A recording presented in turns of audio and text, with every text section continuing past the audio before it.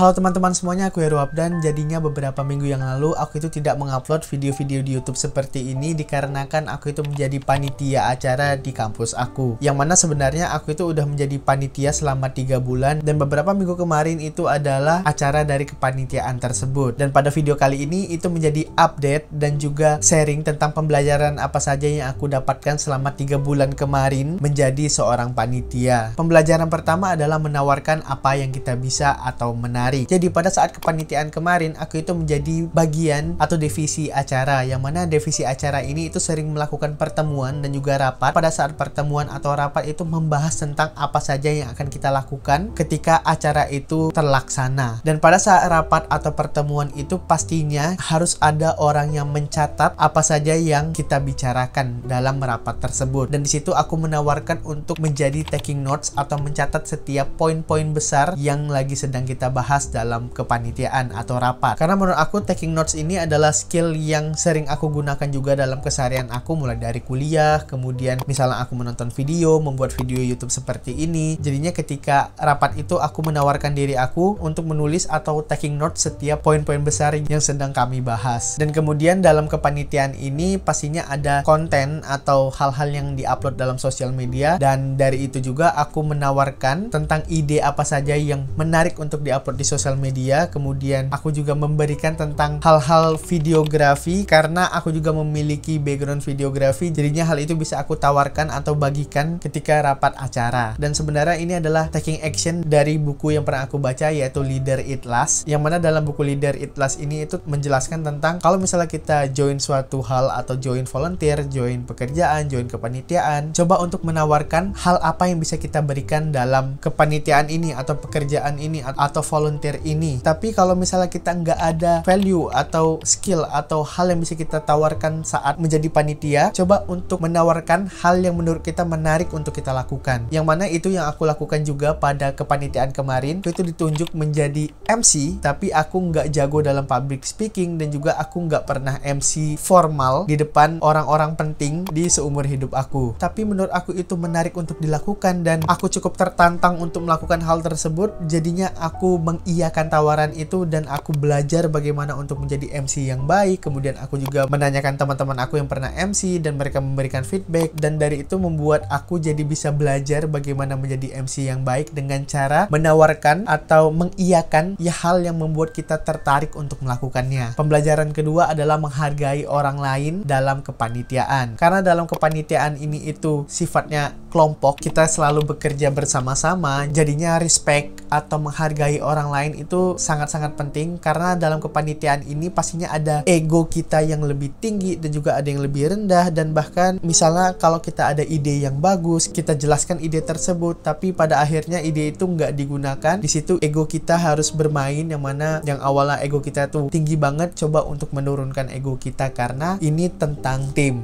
tentang grup, tentang kepanitiaan, bukan tentang individu kita sendiri. Dan itulah yang aku dapatkan pada kepanitiaan kemarin. Aku itu enggak mengeset ego aku setinggi-tingginya, tapi aku tahu karena kita ini kerja tim dan kita kerja bersama-sama, yang mana itu membuat ego aku untuk turun dan belajar untuk berbesar hati kalau misalnya ide aku itu enggak digunakan atau enggak sesuai dengan ekspektasi dari apa yang aku harapkan. Dan dalam kepanitiaan ini karena kita bekerja dengan orang-orang yang sebelumnya enggak pernah kita kenal dan kita juga enggak tahu backgroundnya bagaimana, tapi seusaha mungkin kita itu menutupi kelemahan-kelemahan dari rekan-rekan kita tersebut. Dan pada akhirnya dengan kita bisa menutupi kelemahan orang atau kelemahan teman-teman kita dalam kepanitiaan ini, itu bisa membuat acara yang kita ingin lakukan sama-sama itu bisa menjadi lebih sempurna dan terhindar dari kesalahan-kesalahan kecil. Dan pembelajaran yang ketiga adalah manajemen waktu. Jadinya dalam kepanitiaan kemarin itu aku itu harus bisa pintar-pintar dalam membagi waktu, yang mana aku itu kan harus kuliah. Kemudian selain kuliah aku juga memiliki hobi, misalnya membuat video seperti ini, aku harus olahraga, latihan 5 kali dalam seminggu. Kemudian aku juga memiliki habit-habit yang harus aku maintain, seperti menulis jurnal, kemudian membaca buku, dan lain sebagainya. Dan dari itu aku tuh harus pandai dalam mengatur waktu dan harus pandai juga mana yang prioritas dan mana yang harus aku korbankan. Dan dalam kepanitiaan kemarin ada beberapa hal yang harus aku korbankan. Misalnya pas hari acaranya aku stop 3 hari nggak olahraga karena pada saat acara itu benar-benar full dari pagi sampai sore, jadinya nggak ada waktu untuk olahraga. Kemudian dalam 3 bulan yang lalu juga, karena aku itu bagian acara, pastinya sering ada rapat, jadinya aku memasukkan setiap rapat atau appointment dalam kalender. Dan kemudian dengan kalender ini juga aku terbantu untuk bisa mengubah waktu aku menjadi lebih fleksibel. Misalnya di hari Sabtu itu ada rapat di sore hari, sedangkan di sore hari itu aku ada jadwal nge-gym. Jadinya rapat itu tetap dilaksanakan di sore hari, tapi waktu gym aku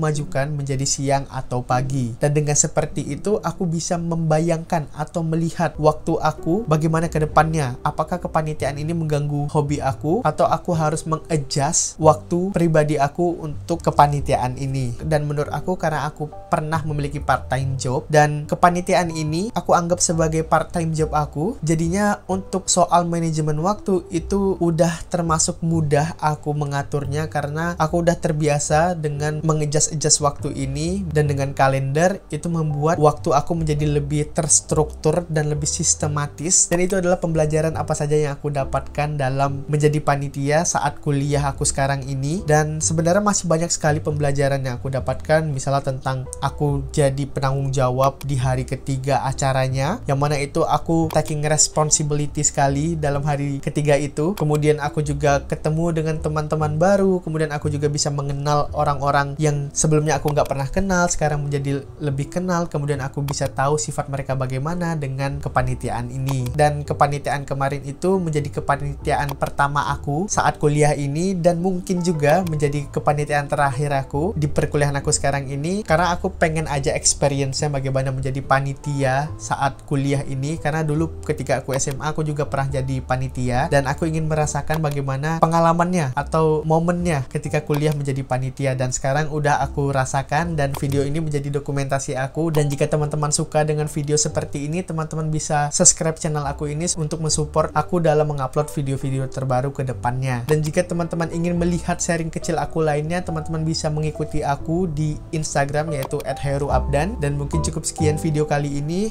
Aku Heru Abdan, sampai jumpa di video terbaru berikutnya. Dadah.